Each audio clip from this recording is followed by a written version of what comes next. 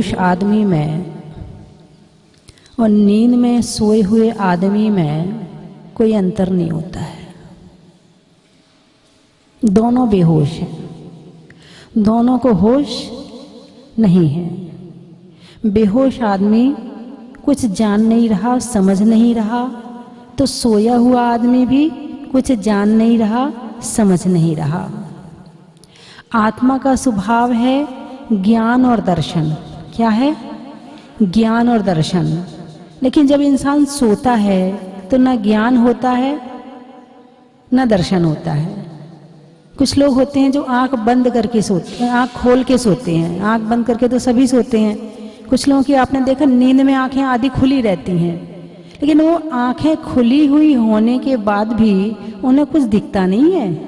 आप सोचो उसकी आंख खुली है तो उसे दिख रहा है ना, वो तो गहरी नींद में चला गया। तो सोया हुआ आदमी और बेहोश आदमी में कोई अंतर नहीं है। इसका मतलब रात को आदमी रोज बेहोश हो जाता है। बेहोश का क्या मतलब है? होश रहित। बेहोश का क्या मतलब है? होश रहित। तो नींद आती है दर्शनावर्णी कर्म के उदय में। हालांकि औदारिक शरीर है, औदारिक शरीर में थकान होती है। थकान होती है तो नींद से वो थकान खत्म होती है, इसलिए सोना जरूरी है। लेकिन आत्मा का स्वभाव सोना नहीं है। यदि आत्मा का स्वभाव सोना होता तो हमारे भगवान भी सोते। भगवान 18 दोषों से रहित होते हैं। कितने दोषों से? हाँ, क्षुत, पिपासा, जरा, तंक, जन्मांत। उसमें एक दोष होता है, जो दोष होता है वो उनका नहीं होता है। कौन सा? निद्रा रहित। वो नींद से रहित हो गए। क्योंकि नींद क्यों आती है? दर्शनावर्णी कर्म के उदय में, और उनके दर्शनावर्णी कर्म का नाश हो गया है। अब नींद कब आती है? जब थक जाते हैं। थकते कौन से कर्म के उदय में है? असाता वेदनी कर्म के उदय में। उनका असाता वेदनी भी मंद पड़ गया है, इसलिए उनको थकान भी नहीं होती है। वो बिल्कुल ध्यान में अनवरत लगातार कई वर्षों तक, 1 2 नहीं 100 200 वर्ष तक भी बैठे रहें तो उनको कोई थकान नहीं होती है। तो नींद हालांकि अपने हाथ में वर्तमान में नहीं है। जब नींद आती है तो फिर जगह नहीं ढूंढती है।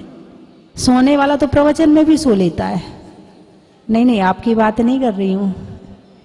सोने वाला तो प्रवचन में भी आराम से सो जाता है, और कहीं नींद आए और ना आए।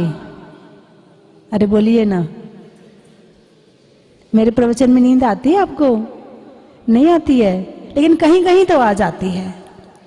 एक बार की बात है कि एक व्यक्ति सो गया। अब सो गया तो सपना भी आ गया। प्रवचन चल रहे थे, बढ़िया मीठी मीठी नींद आ गई। अब सपने में वो चला गया दुकान। दुकान में आ गया ग्राहक। अब ग्राहक आ गया तो ग्राहक ने मांगा लट्ठा।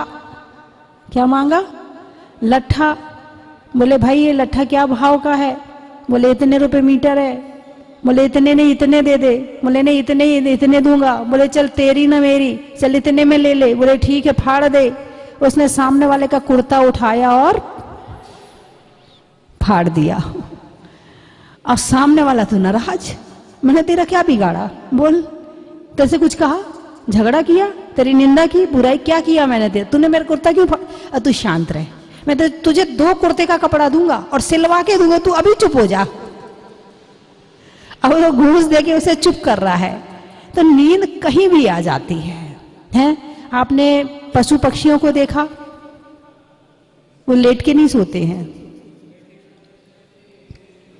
पेड़ पे जो पक्षी होते हैं वो ऐसे ही 2 पैर से ऐसे ही बैठे रहते हैं। वो लुढ़क के आपके जैसे बिल्कुल हाथ पांव फैला के। एक मनुष्य को ही वरदान प्राप्त है कि वो हाथ पांव फैला के आराम से सोता है। गाय भी बैठे बैठे सोती है, भैंस भी बैठे बैठे सोती है, पक्षी बैठे बैठे सोते हैं। देवता सोते ही नहीं है। उनका कर्म का उदय तो है, मगर उनका वैक्रियक शरीर होने के कारण से वो नहीं सोते हैं। नारकी भी नहीं सोते हैं, क्योंकि उनका वैक्रियक शरीर, उनके शरीर की रचना अलग परमाणुओं से होती है। एक मनुष्य ही ऐसा प्राणी है जो पूरे हाथ पांव फैला के लोट लाट के आराम से सोता है। सबसे ज्यादा अच्छा नींद आती है, सोने में आपको सुख मिलता है कि नहीं मिलता है? हैं? सोने में सुख मिलता है या नहीं मिलता है? जो सो रहा है उसे नहीं पता, जो नहीं सो रहा है,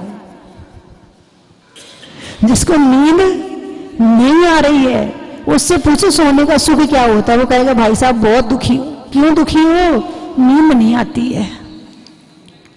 घर के सारे लोग सोते रहते हैं और मैं जागता रहता हूं, मुझे तो बिल्कुल नींद नहीं आती है। आप तो कोई दवाई बता दो, वो मंदिर में आएगा तो भगवान से कहेगा भगवान नींद नहीं आती है, साधु संत के पास जाएगा तो उनसे कहेगा महाराज जी नींद नहीं आती है। यानी नींद का भी सुख होता है तो कर्म का उदय, लेकिन वर्तमान अपेक्षा ये भी एक सुख है।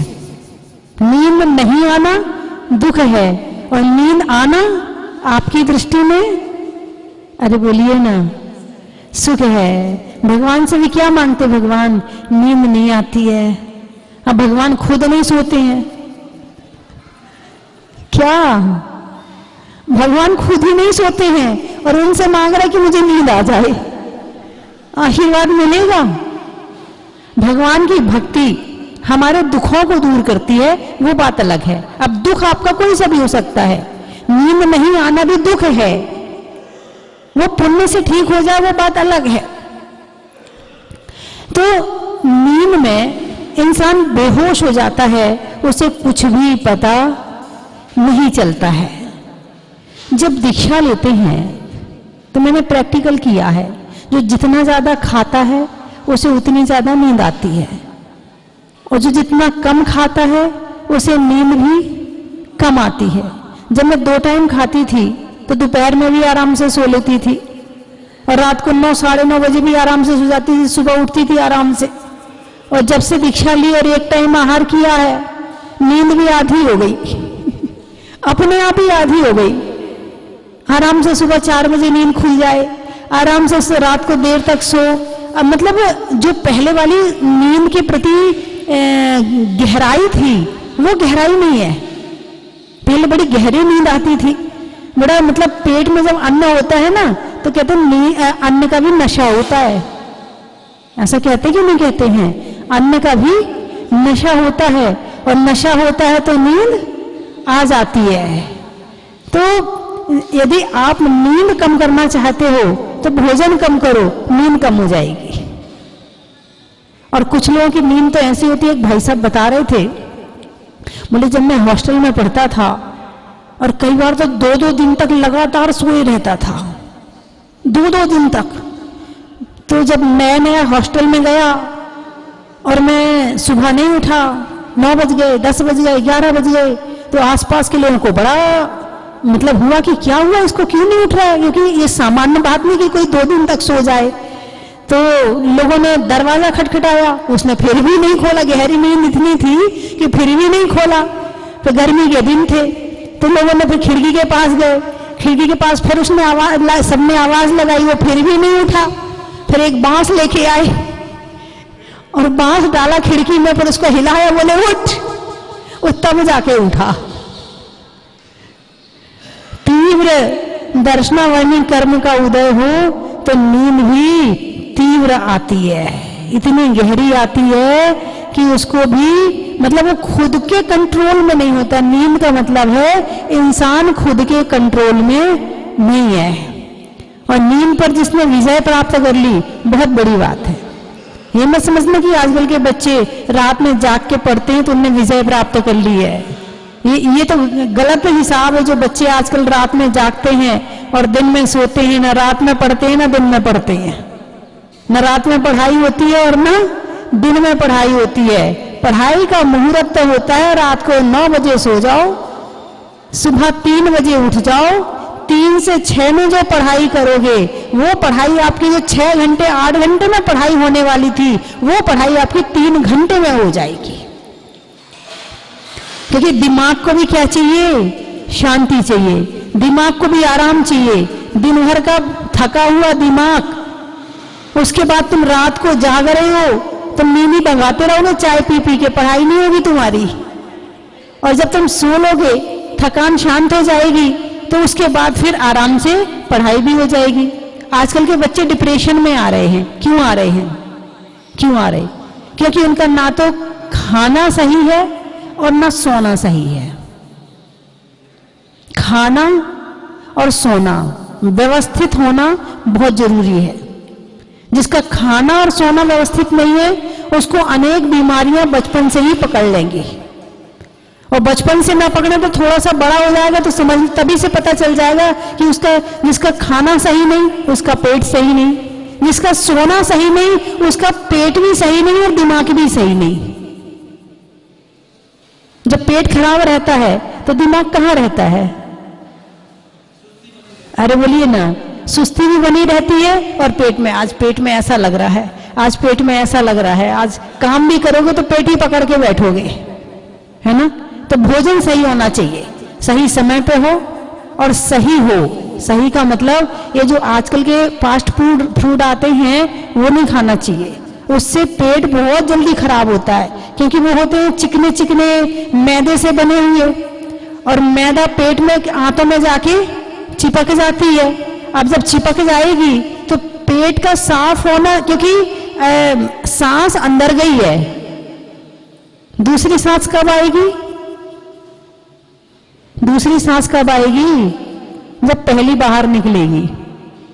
तुम सोचो कि पहली तो बाहर निकालू ना और दूसरी सांस ले लूं, तो संभव है?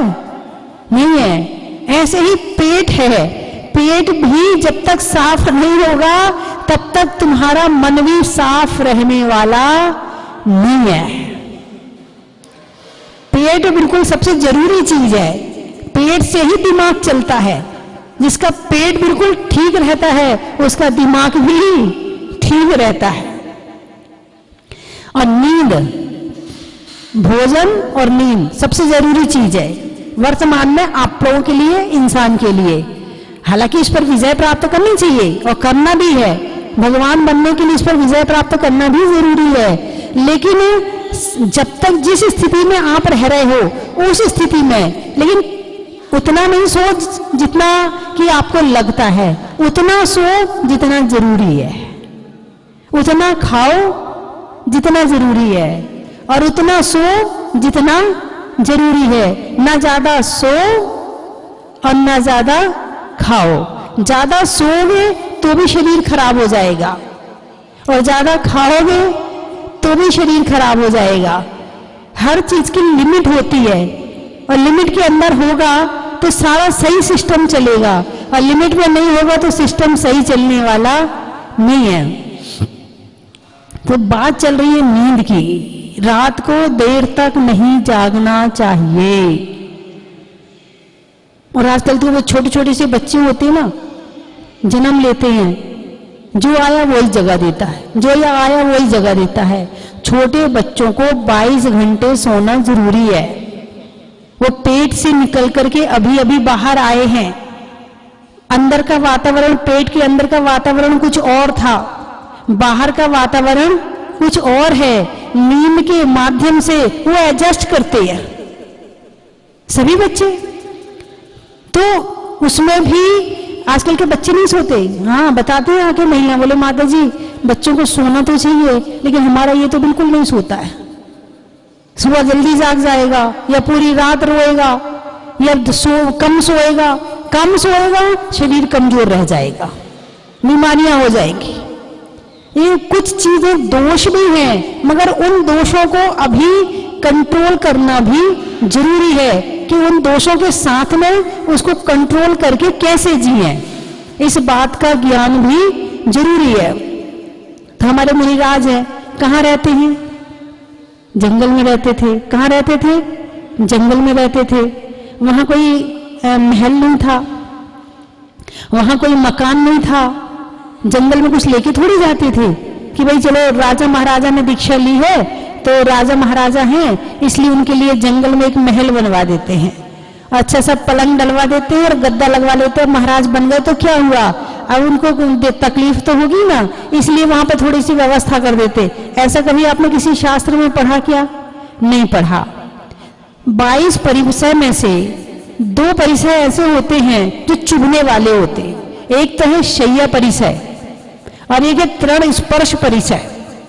यदि कुछ चुभता है, शय्या परिसय, महाराज जब जंगल में सोते थे तो वहां पर ना तो कोई पाटा होता था, ना चटाई होती थी, कुछ नहीं होता था, ना पलंग ना कुछ नहीं, वहां तो पत्थर होता था, शिला, जैसे क्या कहते हैं, शिला, गुफाएं होती थी और वहीं सो जाते थे। वहीं कीड़े मकोड़े भी घूम रहे हैं, मच्छर भी है, कभी सांप भी आ रहा है, कभी बिच्छू भी आ रहा है और उन्हीं के बीच में सो रहे हैं। जैसा कर्म का उदय होगा वैसा हो जाएगा।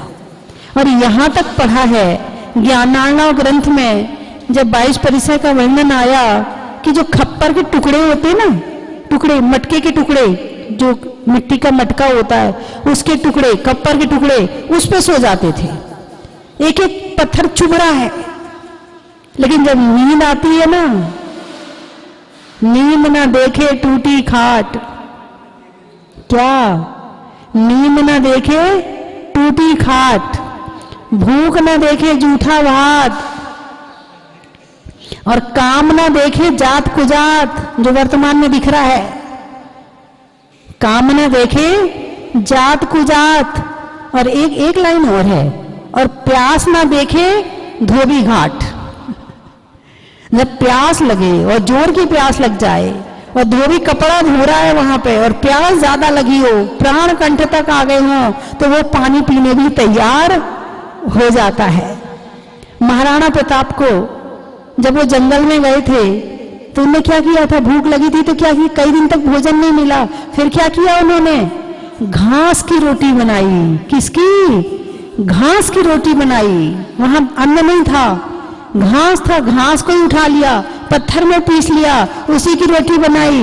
रोटी बना करके उनने रखी, इतने में एक बिलाव आ गया, उठा के ले गया, लो वो भी गई।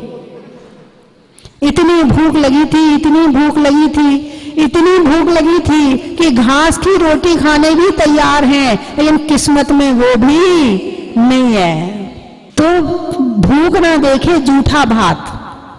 यदि मान लो ज्यादा भूख लग जाए ना, अभी आपको तो बड़े पुण्यशाली जीव हो, ऐसी भूख तो आपको कभी लगी नहीं है कि किसी का जूठा खाने की जरूरत पड़े। आपके पीछे जो रोटियां चलती हैं, जहां जाते रोटी आपके पीछे जाती है, आपके साथ साथ रहती है, आपको रोटी के पीछे नहीं भागना पड़ता है, रोटी आपके पीछे भागती है। आप पुण्यशाली हैं। लेकिन यदि अधिक भूख लग जाए और कैसा भी भोजन पड़ा हो तो वो खाने तैयार हो जाता है। और नींद ना देखे टूटी खाट। जब नींद आती है ना, मैंने आपको बताया था कि स्वस्ति धाम में बहुत भीड़ हुई, हर बार होती रहती है, लेकिन एक बार तो ऐसी भीड़ हुई, जून का महीना था कि लोग बाहर मैदान में सो रहे थे चादर बिछा के। इतने कमरे होने के बाद भी लोग मैदान में चादर बिछा के सो रहे थे। तो मैं जंगल जा रही थी तो मैंने देखा, मुझे बड़ी दया आई। मैंने कहा ओहो बेचारे, देखो इतनी व्यवस्था यहाँ नहीं हो पाई कि इनको कमरा मिल सके या एक बरामदा भी मिल सके, वो भी जगह खाली नहीं थी। बेचारों को देखो मैदान में कंकड़ों के बीच में सोना पड़ रहा। तो मैं जब उनके पास से गुजरी तो उनके खराटे आ रहे थे। मैंने कहा कोई दिक्कत नहीं है, कहीं कोई बात नहीं है, नींद आ रही है ना, हो सकता है कि डंलप के गद्दे में नींद ना आए और इनको यहाँ मैदान में भी नींद आ रही है। नींद आ गई ना, बस स्थान फर्क नहीं पड़ता स्थान का कि कहाँ सो रहा है। नींद न देखे टूटी खाट। नींद आ रही हो तो टूटी खाट भी पता नहीं चलेगी, और नींद नहीं आ रही हो तो अच्छे अच्छे डंलप के गद्दे और एसी भी चल रहा हो तो भी करवटें बदलते रहोगे। और नींद आने के लिए सबसे जरूरी है थकान। क्या जरूरी है? अरे बोलिए ना, थकान सबसे जरूरी है। यदि थकान नहीं है शरीर में तो नींद भी कम आएगी। फिर परेशान हो गए, हाय मुझे नींद नहीं आ रही। अब थकान क्यों नहीं है? अरे बोलिए ना, थकान क्यों नहीं है? जब काम करोगे तभी तो थकान आएगी। अब साधु का बिहार हो रहा है, अब कौन जाए, थक जाएंगे। क्या कहते हो, 5 किलोमीटर जाना है, 8 किलोमीटर जाना है, कौन जाए, थक जाएंगे। अरे थक जाएंगे तो सो जाना ना। घर के काम करने में काम चोरी करते हैं। आए उसको करने दे, लगी है वो अपने आप कर लेगी, आराम से बैठे हैं। एक कर रहा है और एक काम चोरी कर रहा है। काम चोरी क्यों कर रहा है? शरीर को बचा रहा है। शरीर को क्यों बचा रहा है? थक जाऊंगा। अरे थक जाएगा तो सो जाना ना, नींद भी अच्छी आ जाएगी। और नींद अच्छी आएगी तो जब नींद नहीं आती है तो पहली बात तो तुमने काम नहीं किया, दूसरी बात तुम्हें नींद नहीं आई तो टेंशन, दिमाग में नींद नहीं आती है। एक राजा था, उसको नींद नहीं आती थी, तो एक सन्यासी के पास गया, बोले भिक्षा मांग करके लाओ, वो रोटी खाओ तो तुम्हें नींद आ जाएगी। अब वो भिक्षा मांगने गया तो कैसे मांगता है, मैं राजा हूं, भिक्षा लेके आ। तो लोगों ने डर के, एक ही घर में सब कुछ मिल गया। फिर गया सन्यासी के पास, बोले वो नींद तो आई नहीं। बोले कैसे मांगी थी? बोले ऐसे मांगी थी। बोले ऐसे नहीं मांगना, पूरा भिखारी का वेश होना चाहिए और वेश के साथ साथ भाव भी ऐसे होने चाहिए कि तुझे कोई भिक्षा ना दे। तो उसने वैसे ही किया। फिर एक घर में नहीं मिली, 2 घर में नहीं मिली, 10 में नहीं मिली, घूमता रहा, गांव भर में घूमता रहा। थोड़ा बहुत जो कुछ मिला वो घूम घूम के क्या हो गया था, थक गया था। और थक के जो रोटी खाई तो फिर आराम से सो गया। नींद के लिए क्या चाहिए? थकान। थकान के लिए क्या चाहिए? काम। मंदिर जाते हो, गाड़ी में जाते, पैदल जाओ, नहीं थक जाएंगे ना। अरे 1 किलोमीटर दूरी तो ज्यादा थोड़ी है, जाओगे और आओगे तो शरीर भी सही हो जाएगा। थोड़ा सूरज की किरण तुम्हारे ऊपर पड़ेगी तो विटामिन डी भी मिल जाएगा। नंगे पैर जाओगे तो एक्यूप्रेशर भी हो जाएगा। और पैदल जाओगे तो थोड़ा पाठ वाठ भी हो जाएगा रास्ते में चलते चलते। तो कितने सारे फायदे हैं मंदिर पैदल जाने के। भले 2 किलोमीटर हो, डॉक्टर तो सामान्य से कहता है कि 3-4 किलोमीटर रोज पैदल चलना चाहिए, और तुम चलते ही नहीं हो। जब थकते ही नहीं हो फिर डॉक्टर के पास आते, नींद की गोली दे दो। अरे काम करो ना, काम करोगे तो थक जाओगे, और थकोगे तो नींद अपने आप आ जाएगी। दिन भर एसी में बैठे, गाड़ी में एसी, ऑफिस में एसी, स्कूल में एसी, बस में एसी। तुम्हारे बच्चे को भी वही शिकायत है, वो भी कम सोता है। वही क्यों कम सोता है? बच्चे खेलते हैं, खेल के थक जाते हैं, फिर सोते हैं अच्छे से। तुम्हारा बच्चा खेलता ही नहीं है। खेलता तो है, मोबाइल खेलता है, वो नहीं खेलता। उसका केवल अंगूठा चलता है और आंखें चलती हैं, और कुछ नहीं चलता है। और जबकि बचपन में पतंग उड़ाते थे, हैं, दौड़ के खेलते थे, कबड्डी खेलते थे, और पता नहीं छुपा छुपाई खेलते थे, कितनी सारी चीजें दौड़ के खेलते थे। तो शरीर में गर्मी भी आती थी, शरीर मजबूत भी होता था, और बच्चों को नींद भी अच्छे से आती थी। और मोबाइल चलाने में आंखें भी खराब होती हैं, दिमाग की नसें भी खराब होती हैं, डिप्रेशन भी होता है, और दिमाग में बुरे विचार भी जाते हैं। तो बच्चों को भी नींद कब आएगी? जब वो खूब खेलेंगे। और बच्चे जरा से यहां से वहां बार बार 4 बार चला जाए आ जाए, और तुम वहां बैठे हो तो डांट देते, चुप होकर शांति से बैठ जा। अब वो बच्चा घूम रहा है तुमसे, वो भी सहन नहीं है। अब वो नहीं खेलेगा तो क्या तुम खेलोगे? बच्चा यदि दौड़ रहा है ना तो वो भी तुम्हें दिखता नहीं, शांति से बैठ। तुम शांति से बैठे हो क्या? शरीर शांति से बैठा, तुम्हारा दिमाग शांति से नहीं बैठा है। दिमाग को शांति से बिठाओ तो काम होगा। तो बंधुओं, नींद के विषय में जो कुछ जरूरी चीजें हैं वो मैंने आपको बताई। और मुनिराज मुश्किल से 2 घंटे, 3 घंटे, 4 घंटे, 1 पहर, 1.5 पहर, इससे ज्यादा नहीं सोते हैं। 1 करवट सोते हैं। अब जैसे लेट गए, अब जंगल है, जंगल में जीव जंतु होते हैं, करवट लेंगे तो वो मर जाएंगे, इसलिए वो 1 करवट सोते हैं। उससे क्या होता? नींद कम आती है। सुबह 4 बजे उठ जाते हैं, 3 बजे उठ जाते हैं, फिर ध्यान सामायिक करने लगते हैं। जितनी नींद कम आएगी उतना जागृत होने का समय ज्यादा मिलेगा। ऐसे फिर उपवास करते हैं और उपवास करते हैं और शक्ति बढ़ती है, फिर नींद पर विजय प्राप्त करते हैं, इंद्रियों पर विजय प्राप्त करते हैं, कर्मों की निर्जरा होती है, पाप का संवर होता है और आगे जाके फिर गुणस्थान चढ़ते हैं, फिर और कर्मों की निर्जरा होती है और करते करते एक दिन भूख पर, नींद पर और 18 दोषों पर विजय प्राप्त कर लेते हैं। कौन? मुनिराज। जंगल में रहकर सारे सुखों को छोड़ा था। क्यों छोड़ा था? इंद्रिय सुखों को क्यों छोड़ा था? भाई पहले इंद्रिय सुख में सुख मिल रहा था, खाने में सुख मिल रहा था, सुनने में सुख मिल रहा था, शरीर को सुख मिल रहा था। ये इंद्रिय से सुख ले रहे थे। किससे सुख ले रहे थे? इंद्रिय से। लेकिन मन शांत नहीं था, मन में तो दुख ही था। क्या था? दिमाग तो दुखी था, मन तो दुखी था। लेकिन जब जंगल गए तो इंद्रियों का सुख तो नहीं है, लेकिन मानसिक सुख है। अब ध्यान के माध्यम से, स्वाध्याय के माध्यम से डायरेक्ट आत्मा से सुख मिल रहा है। अब इंद्रियों के सुख की जरूरत नहीं है। कहां से सुख मिल रहा है? डायरेक्ट आत्मा से मिल रहा है।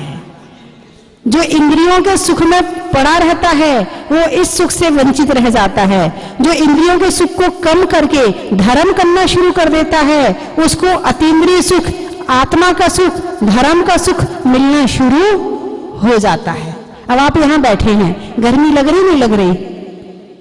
गर्मी लग तो रही है, लेकिन सुख मिल रहा है कि नहीं मिल रहा है? किस चीज का सुख मिल रहा है? ज्ञान का सुख मिल रहा है। किसका सुख मिल रहा है? ज्ञान का सुख मिल रहा है। शरीर का सुख नहीं मिल रहा है, आत्मा का सुख मिल रहा है। सीधे आत्मा को मिल रहा है। यहाँ पे ना आँख की जरूरत, ना कान की जरूरत, ना खाने की जरूरत, ना पंखा की जरूरत, ना एसी की जरूरत, ना तुम्हें जमीन में भी बिठा के यदि प्रवचन सुना देंगे तो आपको उसमें भी सुख मिल जाएगा। यह डायरेक्ट आत्मा को सुख मिल रहा है, डायरेक्ट, है ना? ज्ञान के माध्यम से। किसके माध्यम से? ज्ञान के। तो जो मुनिराज जंगल में रहते थे वो इन सब चीजों पर विजय। अभी घर में रहते तो सोने में सुख लगता है, सो थोड़ा और सो लो और सुख मिल जाएगा। लेकिन जब आत्मा जागृत होती है, अरे क्यों सोना है, क्यों समय खराब करना है, जितना समय सोने में खराब कर रहे हैं उतना स्वाध्याय करें, उतना ध्यान करें तो और सुख मिलेगा। और ऐसे करते करते यही रास्ता एक दिन भगवान बना देता है। और घर में रहकर जो कर रहे हो वो रास्ता भगवान बनने का नहीं है, वो संसार में भ्रमण करने का है। उसमें भ्रमण ही चलता रहेगा। तो मेरी बात आपकी समझ में आ गई? अरे बोलिए ना, आ गई? चलिए बंद करूं। मैं 3 चीजें बोलूंगी, आपको कहना बड़ा ही महत्व है। भोजन में भात का, तत्वों में सात का, तीर्थंकरों में मुनि सुब्रतनाथ का, घर में बाबू का, घोड़े में काबू का, और तीर्थंकरों में पदम प्रभु का। अरे इसके नाम वो होने में नम का, शरीर में दम का, और जहाजपुर आने वालों में विशाखापट्टनम का, दैनी में दांत का, खेत में खाद का, और आने वालों में अहमदाबाद का, गानी में सुर का, नृत्य में नूपुर का, आने वालों में उदयपुर और जयपुर का, नहीं होने में विवाद का, मिलने में प्रसाद का, और आने वालों में गाजियाबाद का, जनवरी में जाड़ा का, जाड़े में काढ़ा का, आने वालों में भीलवाड़ा का, आम की बोर का, खाने में कौर का, आने वालों में इंदौर का, शिखर जी में डोली का, रंगों में होली का, और आने वालों में खतौली का। बड़ा ही महत्व है। देखने में शीशा का, होने में निशा का, और आने वालों में उड़ीसा का। बड़ा ही महत्व है। फूल में कली का, तपस्या में बाहुबली का, आने वालों में शामली का। बड़ा ही महत्व है। रेंच में बिल्ली का, डंडा में गिल्ली का, आने वालों में दिल्ली का। सुख मिलने में वाह वाह का, और दर्द में आह आह का, और आने वालों में बड़वाह का। बड़ा ही महत्व है। ऊन महीनों में जून का,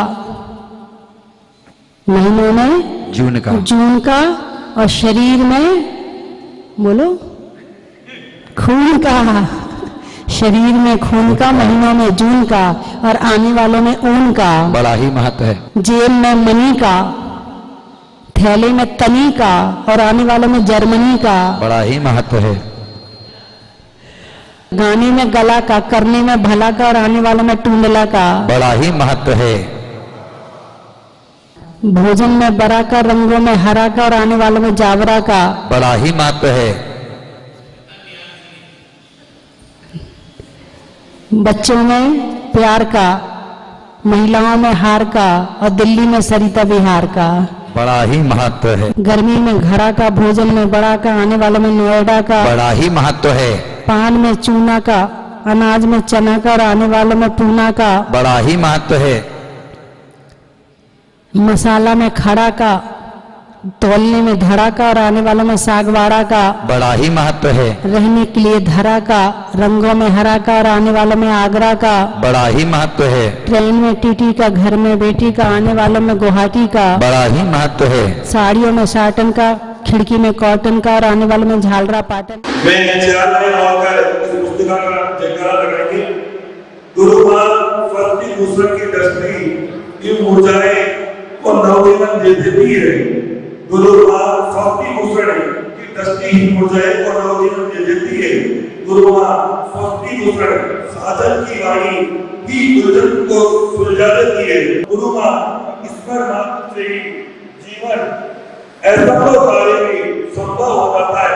ऐसे पूज्य गुरु मां के मार्गदर्शन करने से इस सारे कार्य में आप सफल हो जाते हैं। सभी लोग इस पुस्तक को अपने हाथ में लें और पूज्य गुरु आने वाली बच्चियों के लिए जो कि माता पिता की बात नहीं मानती हैं, लेकिन यहाँ बुलाकर वो ज़रूर मानेंगी, मुझे ऐसा विश्वास है। तारीख 24 को रविवार को सुबह 8 बजे से रात्रि 8 बजे तक एक स्मार्ट गर्ल प्रशिक्षण शिविर रखा गया है। तो उसमें मोटिवेशनल स्पीकर आ रहे हैं, मैं भी समझाऊंगी और भी लोग आएंगे।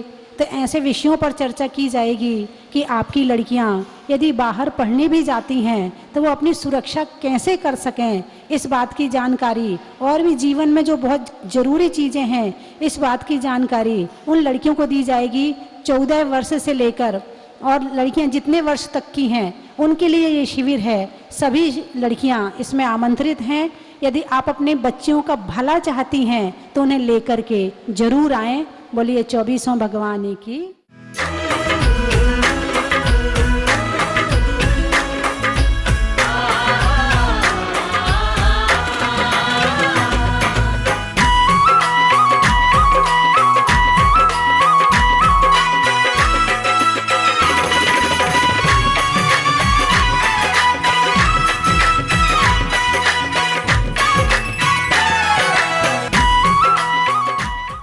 कंचन की थाल को सजाओ रे आज, रत्नों की थाल को भर लाओ रे आज।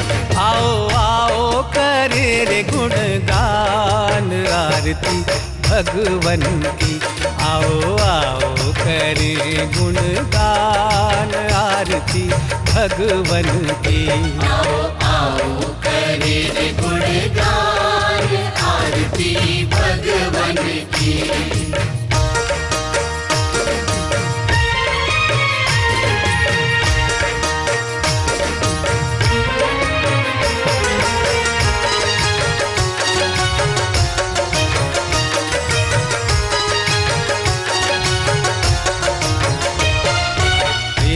सुमित्र के राज दुलारे, माँ पद्मा जी के नैनों के तारे। पिता सुमित्र के राज दुलारे, माँ पद्मा जी के नैनों के तारे। राजगृही में जन्म लियो आप, राजगृही में जन्म लियो। परम विदुषी लेखिका गणिनी आरिका रत्न श्री 105 स्वस्ति भूषण माता जी, जिन्होंने मात्र 20 वर्ष में 100 से भी अधिक किताबें लिखकर जैन समाज को अनूठा योगदान दिया है। बड़े बड़े विधान जैसे कल्पद्रुम महामंडल विधान, सिद्ध चक्र महामंडल विधान, इंद्रध्वज महामंडल विधान एवं विशेष जनपद, पूजांजलि आदि महत्वपूर्ण साहित्य बहुत ही सरल व सुबोध शैली में लिखे हैं, जिसमें गद्य एवं पद्य साहित्य भी समाहित है। इन महान साहित्यों को पढ़कर आप भी अपने ज्ञान का विकास कर सकते हैं। साहित्य प्राप्त करने हेतु आज ही संपर्क करें। संपर्क सूत्र 7906062500 98683456768।